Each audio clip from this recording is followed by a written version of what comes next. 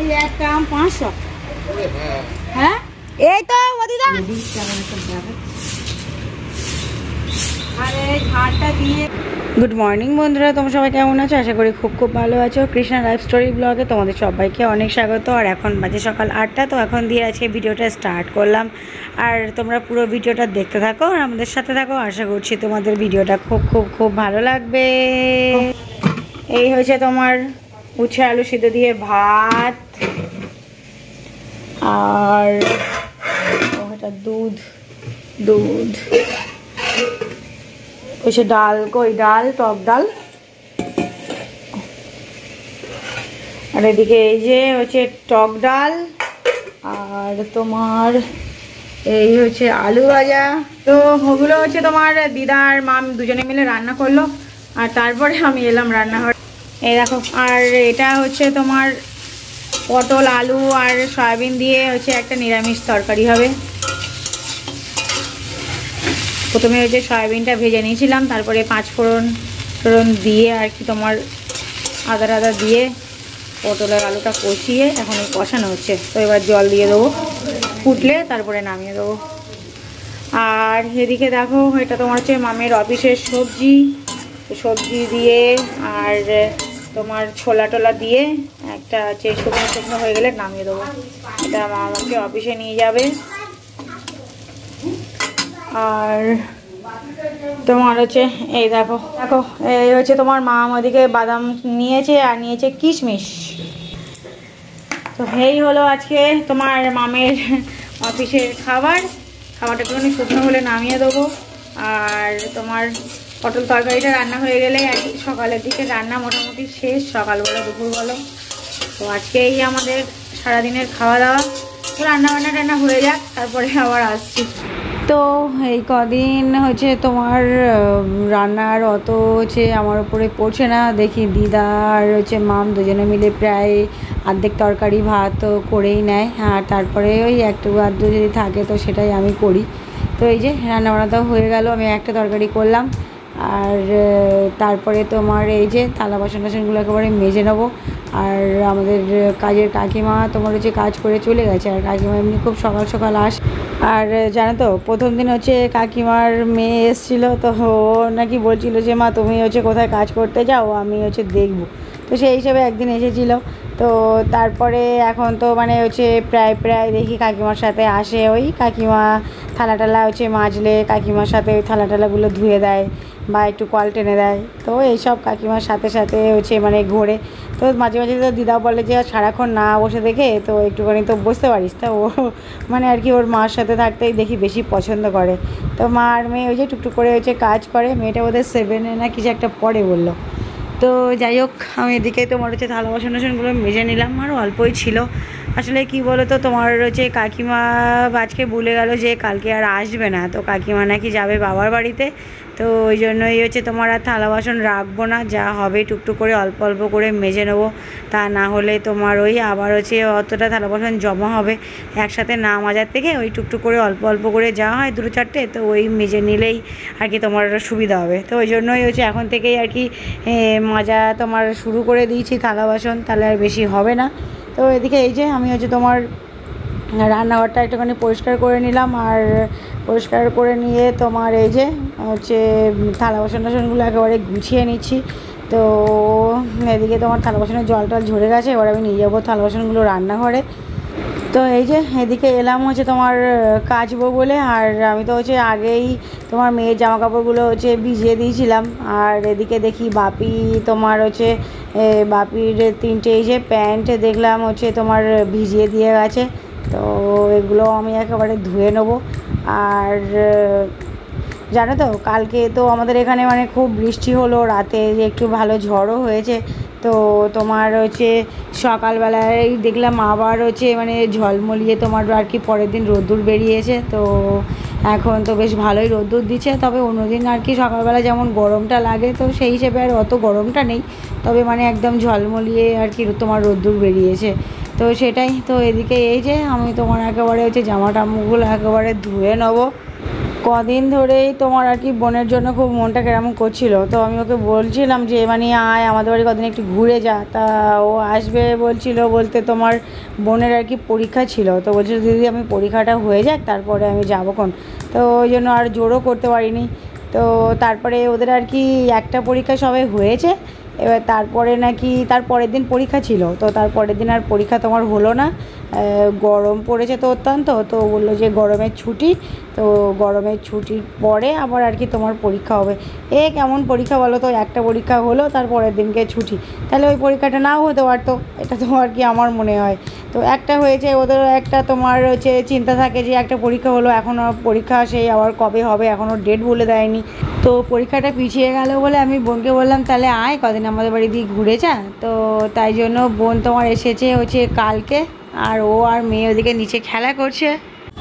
দেখ তো আরেকটা দেবো সবাইকে দিবি। হ্যাঁ আচ্ছা ওই খোসাটা আমারে দিও, আমার একটা শর্ট ভিডিও করতে হবে।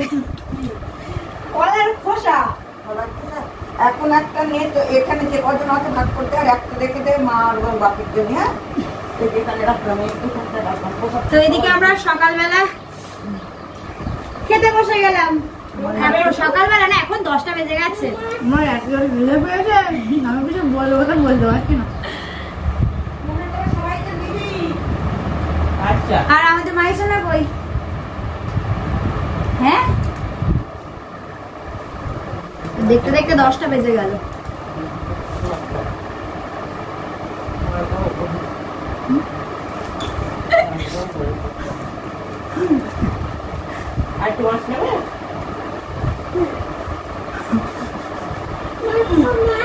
মায়ের সোনাকে এখন কি খাওয়ানো হচ্ছে নিজেই বুঝতে পারছে না। মাঝে মাছ করছে, অথচ আলু ভাজা আর আম ডাল এখন খাবারে আছে। দেখো সময় বুঝতে পারে। হ্যাঁ দেখো আমি কিন্তু মাছ সব খেয়ে নিলাম।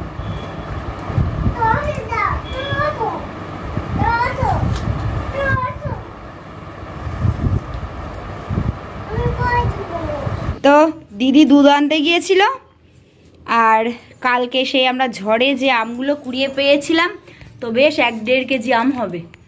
হ্যাঁ তো দিদি এখন আমের আচার বানাবে, মামনির কাছ থেকে শুনে নিল কেমনভাবে কি বানাবে। এই ফার্স্ট টাইম নাকি দিদি?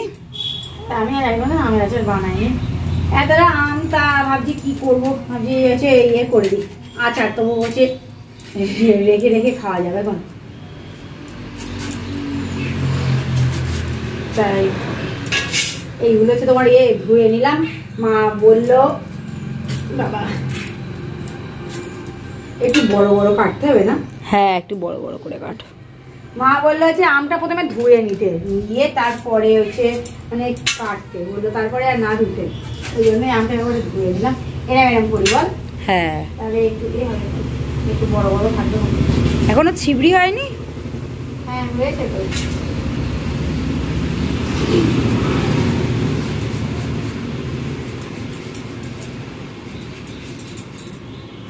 আমের আচার হইব, আমের আচার।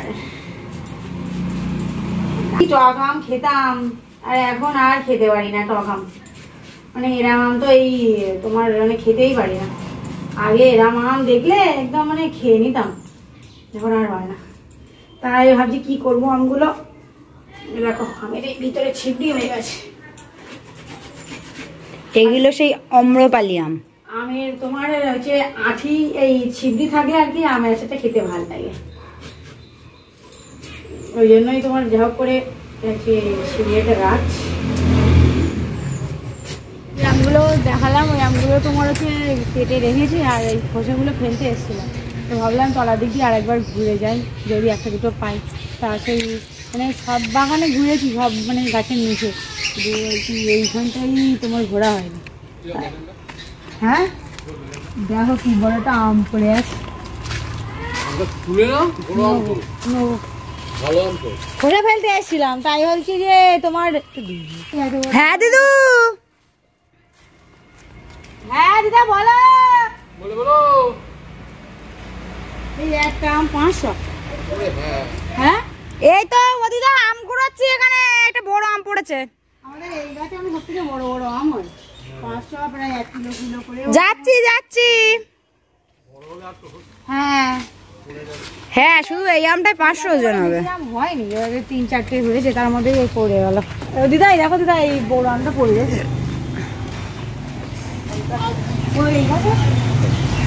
গেলাম আমটা লাইতে, আম ওই আচার করবো, ভাবছি দেখি আর একটু দুটো যদি পাই তা গেলে কি একটা আমি আচ্ছা সব যাচ্ছি। এই আমটা একেবারে তোমার এই যে হাতে দেখে নেবো, দেখাই আমগুলো হয়েছে। হ্যাঁ ঠিক আছে, এই আম হয়েছে, আর এই একটা আম দিলে কতটা হবে? এই আমগুলো কাটা হয়েছে, আর দেখো এ 500 ওজন হবে, 500-600 ওজন হয়ে যাবে।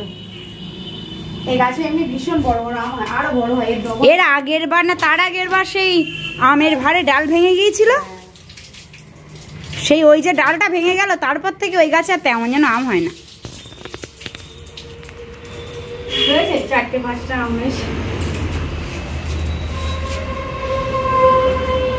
এই আমটা কেটে দেবো, দিয়ে মানে এই যা কুটেছি এই একটা আমি অতটা হবে এখন। আমি একটা ভাবছিলাম যে যদি আর একটু দুটো আম পাই, এত বড় আম পাবো ভাবিনি। এরা একেবারে কুটে দিই, মানে এতটা আমে যায়, এই একটা আমে তাই হয়। বল ছোট, ওরে আমার এক ফাল দিস ওর থেকে।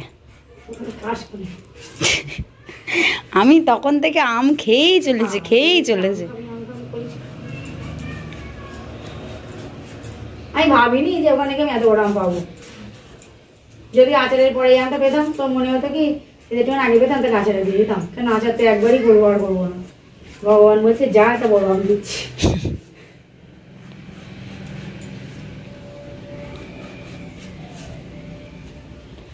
এই আমটা কেটে দোকানটা বন্ধ করবো। দিদা যাচ্ছি। এই দেখো এত বড় আমি তোমার ছিবড়ি হয়নি। এটাই তো ছিবড়ি হয়নি তো, আমার হচ্ছে দিবি তা ওই বড় ফাল দিবি, কেটে দিবি না মাঝখান দিয়ে। হ্যাঁ এই একটা আমি জানি এত বড় আমের এখনো ছিবড়ি হয়নি, তার মানে ভাবো তাহলে আমটা এখন কত বড় হবে। আর তোমার এই আম হচ্ছে সেই এনে, হ্যাঁ ওইটা আমার দে। এই আম তোমার হচ্ছে সেই আষাঢ় সেই শ্রাবণ মাসের দিকে পাকে। এই আমগুলো বেশ পেকে গেলে হেভি মিষ্টি মিষ্টি লাগে, কাঁচা অবস্থায় ভীষণ টক, কিন্তু পেকে গেলে মিষ্টি হেভি। কতটা হয়েছে দেখ, তো এইগুলোই আচার হবে। আমি হচ্ছে এবারে দোকানটা বন্ধ করে আসি, দোকান বন্ধ করে তারপরে তাই কাটবো, এই করবো আচার করবো।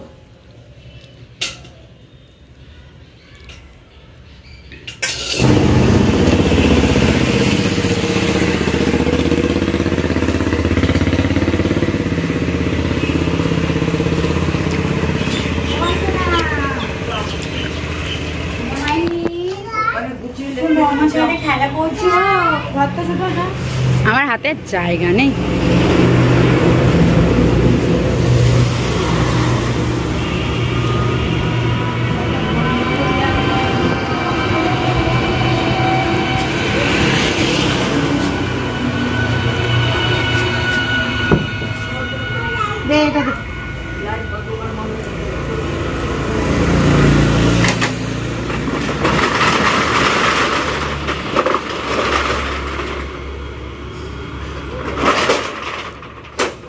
কালকে আমাদের দুধ দিয়ে যায়নি ওই দাদুটা, আজকে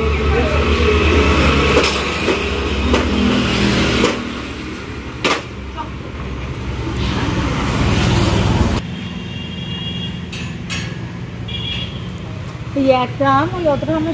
হ্যাঁ মনে হলো একটু যাই, একটু ঘুরে আসি। মাই সোনা ঘুম দিয়ে উঠলো, আর দিদি এখন এই ছাদ ঝাড় দিচ্ছে। কালকে আসলে তোমার হয়েছে তো, ওই খুব ঝড় বৃষ্টি হয়েছিল, সারা ছাদ একদম মানে সারা ছাদ একদম আছে নোংরায় ভর্তি, গাছের পাতা টাতা। কি মাহি পড়ে যাবে কিন্তু সরে শো।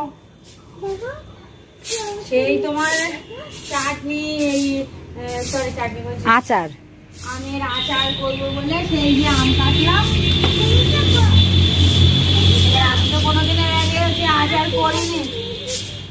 এই যে কতক্ষণ করবো, চিনি দিয়েই যাচ্ছি মিষ্টি আর হয় না। আর তোমার ওর আন্দাজে বুঝতে পারছি না, কোনোদিন করিনি তো, এবারে যা হোক করে করলাম। আমার মনে হচ্ছে মানে বেশি আর কি তোমার রান্না হয়ে গেছে, যেন পোড়া পোড়া গন্ধ বেরোচ্ছে, মানে একটুখানি কম মানে রান্নাটা হলে বোধহয় ভালো হতো। তো যাই হোক, একদম এখন করে দেখি, সেই খুলে দেখি ঠান্ডাটা হয়ে গেছে, আর দেখি একদম মানে চিট হয়ে গেছে, মানে সেই কি বলবো, আচার তো হয়নি, সেই চিট গুঁড়ো মনে হচ্ছে যেন। আর কোনোদিন করবো না আচার। মাইশোনা ওঠো, ঠিক আছে, এবারটা খারাপ হয়েছে, পরের বার ভালো হবে। ওঠো মাইশো, না বাবা সরেশ। আর তোমার হচ্ছে মাহি ঘুম দিয়ে উঠলো, উঠে বলছে আমি হচ্ছে ছোট মিমি যাবো, তাই চলো ছোট মিমি ওপরে আছে, তাই এই এলাম ওপরে। তার থেকে ঝাড় দিনই দেখো ঝাড়ের কি হাল। আবার আজকে কালকে অনেক বৃষ্টি হয়েছে তো, আজকে বেশ মানে একটু ঠান্ডা ঠান্ডা ভাব আছে। তুমি ভিজে গেছো?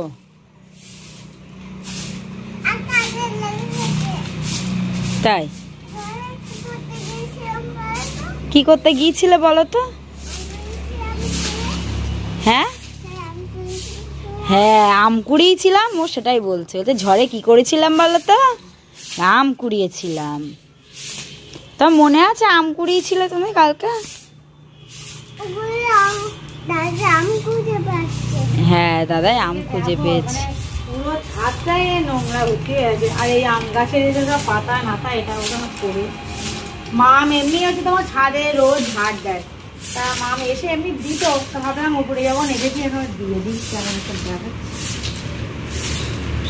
আর এই ঝাড়টা দিয়ে তোমার এখন হচ্ছে জামা কাপড় তুলবে।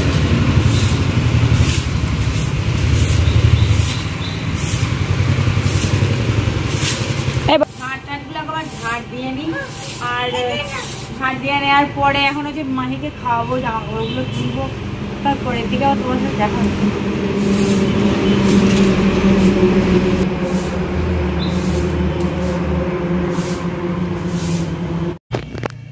এই দেখো, এই সেই বিখ্যাত লেভেলের আচার, মানে এই দেখো, মানে করতে পারছি না, ছাড়াতে পারছি না।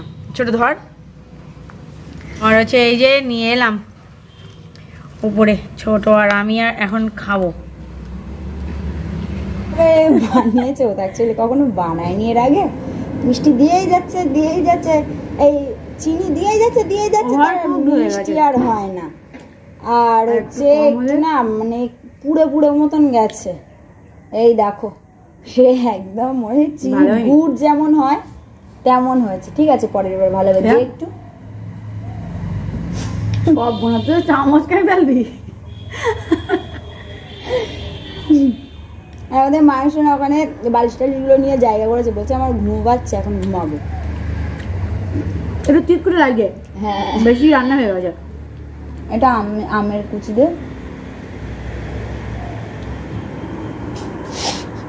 বাবা। এরা মাছা তোমরা কে কে খেয়েছো কমেন্ট করে জানিও।